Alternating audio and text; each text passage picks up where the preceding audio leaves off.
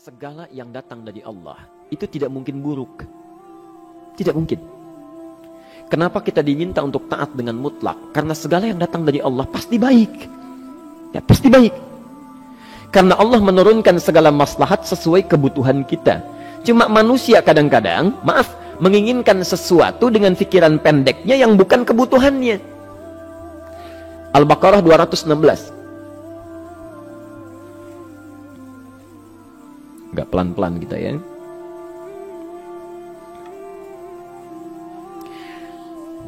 Bapak Ibu kalau diminta milih, pilih motor, pilih mobil. Pilih motor, pilih mobil. Kalau sebagai manusia biasa pilih motor, keterlaluan itu. Umumnya akan memilih mobil. Akan memilih mobil umumnya. Tapi kadang-kadang kita menginginkan sesuatu yang tinggi, menurut Allah itu bukan kebutuhan kamu. Kebutuhan kamu itu motor. Keperluan kamu motor. Kalau kamu punya mobil, sulit nantinya. Gangnya sempit, mesti bikin garasi, anggaran bertambah, dipikirin juga. Capek. Sudah, motor saja, terbebas dari banyak kemacetan. Mampu diurai, tidak banyak difikirkan. Pelan-pelan. Turun ayat, kutiba alaikumul qitalu wa huwa kurhul lakum. Ya. Diwajibkan atas kalian berperang. Dulu orang diminta jihad gelisah. Ya. Gelisah. Nah, kalau ada perintah Allah yang melahirkan kegelisahan, ini maknanya. Ya, tidak harus dalam konteks jihad yang fisik. Ya. Jihad, melawan hawa nafsu kita. Jihad melawan pikiran kita.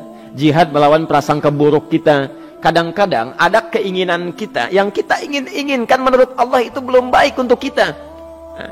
Nah, sifat manusia ketika diberikan oleh Allah keputusan yang terbaik, kadang-kadang ada sifat dalam hatinya gejolak, belum bisa menerima. Ya. Ada gejolak di hatinya. Dalam keadaan demikian kata Quran, kutiba alaikumul qital. Kalau Anda merasakan sesuatu sedang ada gejolak di jiwa, sulit menerima ketetapan Allah, maka perangi perasaan-perasaan buruk itu. Wa huwa kurhul lakum, walaupun itu sulit. Walaupun itu sulit. Jangan berprasangka buruk dulu pada Allah. Ayat yang indahnya, perhatikan kalimatnya. Asa an takrahu syai'an fa huwa khairul lakum.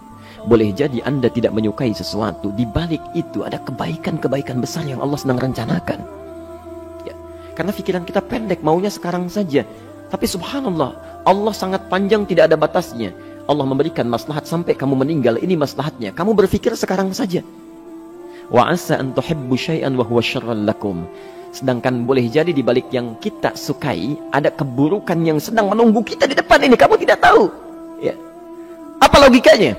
Wallahu ya'lamu, Allah tahu masa depan yang akan terjadi menimpa kita, wa antum la ta'lamun, sedangkan kalian tidak bisa membaca masa depan. Ya. Saya punya adik perempuan datang lalu meminta doa. Kak, saya ingin tes katanya. Ya, di salah satu bank.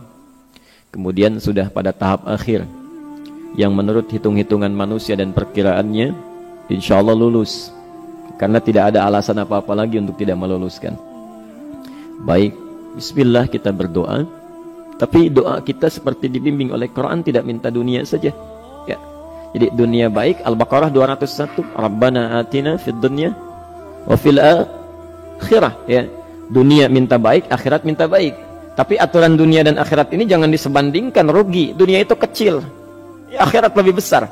Dunia itu kecil.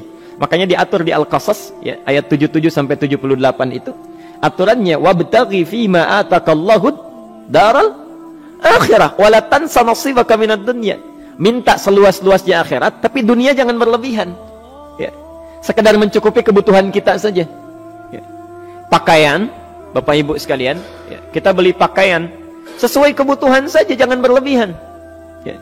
Cukup ketika kita akan sholat, layak, indah dalam pandangan Allah. Ketika kita akan bermuamalah, bagus, tidak mengecewakan orang lain, sudah.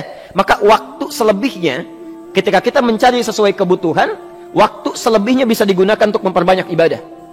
Tidak banyak energi terbuang, uang juga terbuang, tenaga juga terbuang. Bayangkan kalau keinginannya macam-macam. Wah, ingin baju terbaru, ingin tasnya Hermes, mereknya dari Paris, sekarang juga mesti dibeli. Wah, uangnya sudah 400 juta keluar, tenaga mesti keluar, beli tiketnya macam-macam dan sebagainya. Habis waktu untuk mengejar dunia, ibadah tertinggalkan. Di rumusnya dunia itu secukupnya saja. Nah, yang paling menarik, Kita doakan supaya Allah memberikan kebaikan dunia dan akhiratnya yang paling utama. Maka datanglah dengan lesu mengatakan, saya tidak lulus katanya. Kenapa? Saya bilang, saya tidak tahu, saya sudah berusaha. Tapi konon kabarnya, saingan saya adalah anak salah satu pejabat. Masya Allah. Saya bilang, kamu jangan bersedih. Kamu menginginkan sesuatu dengan pikiran pendek, Allah pasti memberikan yang terbaik yang tidak terlukiskan nanti. Subhanallah. Pekan beberapa hari setelah itu, muncul berita, ternyata dia diterima di bank syariah.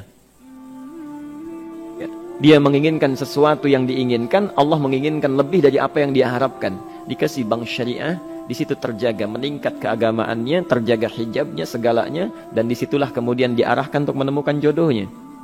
Masya Allah. Dia berpikir saat itu Allah merencanakan masa depannya. Ya. Jadi apa yang Allah sudah rencanakan pasti baik, Pak, Bu. Jadi tadi dari salat subuh yang pertama kali ingin disampaikan adalah, coba dilihat sampai subuh ini, adakah aturan Allah dan Rasulnya yang sampai subuh ini pernah kita langgar, pernah kita ragukan. Barangkali itu yang membuat kehidupan kita sulit. Ya. Allah, Rasul membuat aturan. Dan ada 4 tipikal orang, ya, 4 tipikal orang bila dihubungkan dengan aturan yang Allah dan Rasul sudah buat itu. 1, ada yang ikut aturan. Maka orang seperti ini kata Quran, yuridullahu bikumul yusra wala yuridu bikumul usra. Al-Baqarah 185. Allah menginginkan kemudahan, tidak menghendaki kesulitan dalam hidupmu. Ya. Maka dibuat aturan, yang ikut aturan Allah pasti mudah hidupnya. Ya, pasti mudah hidupnya. Ya. Rizkinya mudah, hidupnya mudah, nyaman, enak. Ya. 1, ada yang ikut aturan. Yang kedua, ada yang keluar aturan. Ya. Ini pasti repot. Pasti repot. Di awal-awal seperti menyenangkan, ujung-ujungnya repot. Allah bilang, jujur, jangan berdusta. Kalau dusta celaka. Wailul lil mukadzibin. Celaka bagi para pendusta. Dia keluar aturan, dia berdusta. Awal-awal memang nikmat. Besok. Ya. Pak, ini amplop siapa ya? Maaf Pak, ini amplop memang ini khusus Pak, anggaran tertentu, tidak ada kaitan dengan proyek ini. Padahal ada kaitan dengan proyek, dia sisihkan untuk kepentingan pribadinya. Bohong. Saat itu merasakan enak dapat tambahan, besok-besok dikejar-kejar sama aparat kepolisian. Ya. Celaka. Wail, itu sudah keluar aturan pasti celaka. Ya. Subhanallah. Jadi ada orang kedua keluar aturan. Yang ketiga bikin aturan sendiri. Dikasih aturan, dia bikin aturan sendiri. Subhanallah.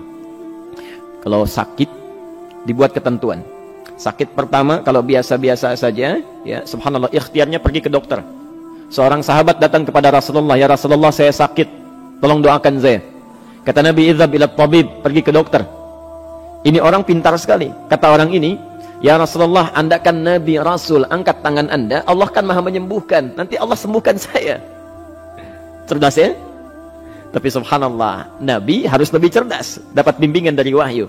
Pergilah ke dokter karena kesembuhan yang telah Allah tetapkan dititipkan di tangan para dokter. Masya Allah. Pergi ke dokter. Ya.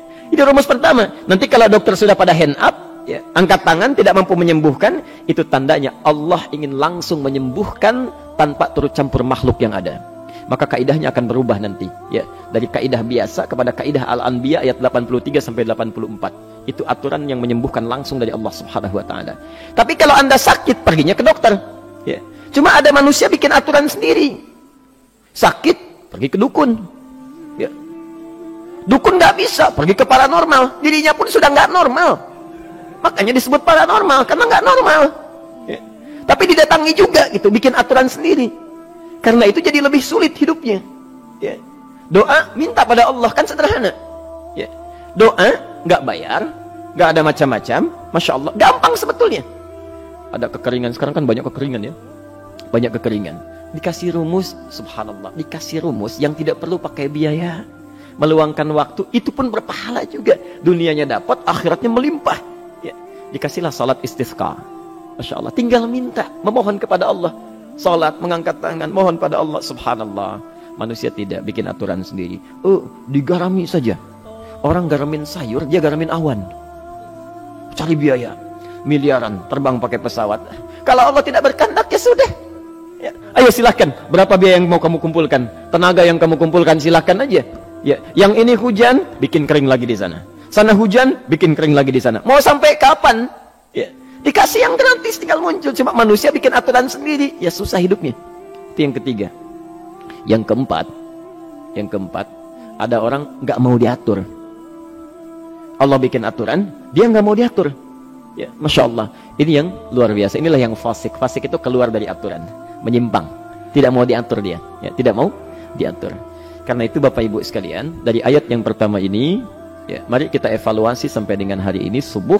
Dari ayatnya memang sederhana, singkat, padat, cuma satu ayat. Tapi meminta kita untuk melihat, sudahkah sampai hari ini taat pada Allah dan Rasulnya? Yang kedua, ketaatan kita apakah selalu ragu atau sudah melahirkan keyakinan yang paripurna? Ya. Yang ketiga, pelajari aturan-aturan Allah terkait kehidupan kita. Aturan salat, aturan muamalah, ya, aturan beraktivitas, aturan berumah tangga. Pelajari itu supaya mendapatkan kemudahan. Biasanya kesulitan didapatkan karena kita belum mengenal aturan Allah dan Rasulnya.